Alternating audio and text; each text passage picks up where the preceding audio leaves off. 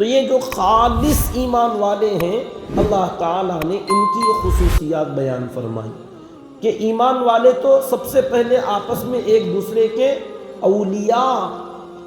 دوست، ذمہ دار، ایک دوسرے کے مددگار ہوتے ہیں ایمان والے۔ اسی لیے جہاں کہیں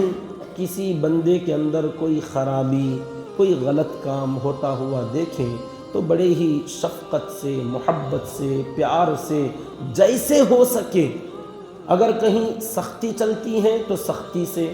اگر سختی نہیں چل سکتی تو نرمی سے، پیار اور محبت سے ہی کیوں نہ ہو، اس غلط کام کرنے والے بھائی کو منع کیا جائے گا، روکا جائے گا۔ اگر کسی پر ظلم کر رہا ہے تو اس کے ظلم سے اس کو روکا جائے گا کہ بھائی ایسا مت کرو، تم ایمان والے آدمی ہو۔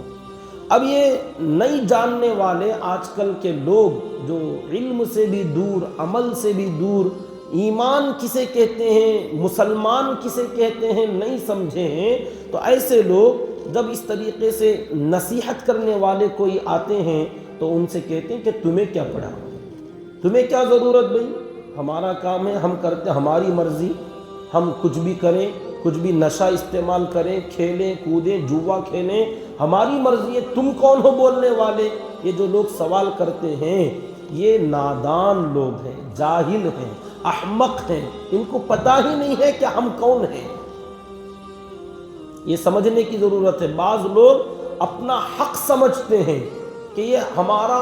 بنیادی حق ہے، ہمارا یہ رائٹ ہے، ہماری اجازت ہے، ہمارے لیے ہم آزاد ہیں کہ ہمارے ماں باپ ہمیں منع نہیں کرتے، ہمارے امی ابا کچھ نہیں بولتے، اگر وہ بولتے تو ہم ان کی نہیں سنتے، آپ کون ہوتے ہیں بولنے والے۔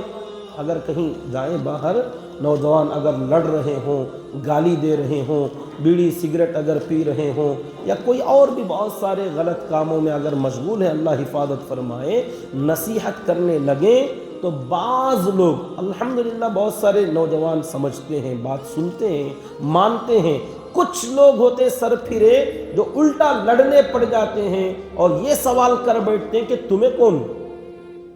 کیا تعلق تمہارا ہمارے سے۔ تو ان کو یہ سمجھانے کی ضرورت ہے۔ آپ یہ بات یاد رکھیں، یہ ایک دوسرے کو سمجھانے کا حق،